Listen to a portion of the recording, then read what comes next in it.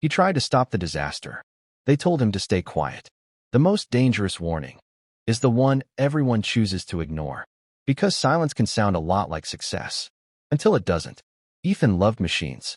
Every bolt, every inspection, every tiny detail. He believed lives depended on getting those details right. Because they did. He worked for Skyreach Industries, a global manufacturer whose aircraft carried millions of passengers every year. The company was admired. Its executives were celebrated. Its profits kept climbing. From the outside, everything looked perfect. But perfection can be the best disguise. One routine inspection changed everything. Ethan noticed a pattern. A tiny flaw. Easy to overlook. Easy to dismiss. But impossible to ignore once you have seen it. He checked the records. Then he checked them again. The same issue had appeared before. Not once.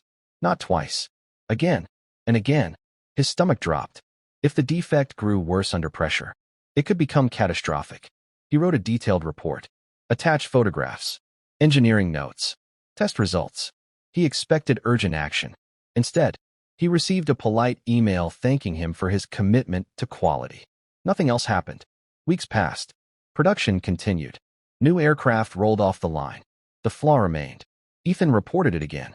This time, he was invited into a meeting. He thought someone had finally listened. He was wrong. The room was strangely calm. Executives smiled. One manager leaned forward. "You're worrying about something that isn't hurting anyone." Another added, "We've reviewed your concerns. We're moving on." The meeting ended. The problem didn't. Soon, Ethan noticed something unsettling. He wasn't being assigned to the same inspections anymore. Important emails stopped reaching him. Projects he'd helped build were suddenly given to someone else. No one threatened him. They didn't have to. The message was obvious. Stop asking questions. Or stop belonging here. Most people would have walked away. Ethan couldn't. Every night, one thought haunted him. What if I'm right?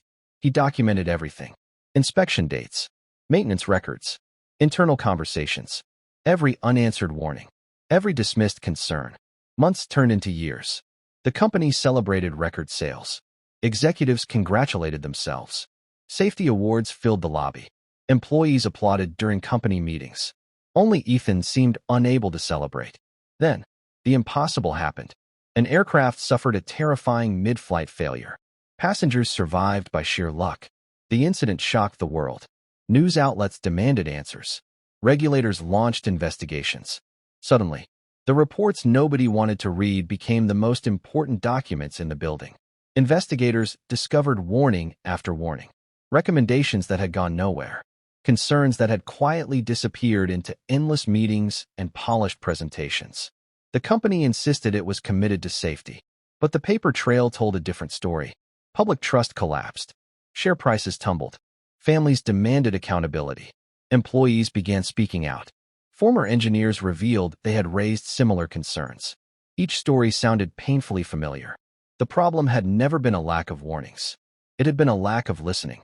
The pressure became impossible to contain. The company's chief executive resigned. Senior leaders followed. The people who dismissed the warnings walked away carrying damaged reputations. But the damage they ignored couldn't be undone so easily. Ethan never wanted revenge. He never wanted headlines. He wanted one simple thing: for someone to listen before lives were placed at risk. Sometimes the biggest disaster isn't the accident itself. It's every opportunity to prevent it that powerful people choose to ignore. If you had been in Ethan's position, would you have kept speaking up or stayed silent to protect your career?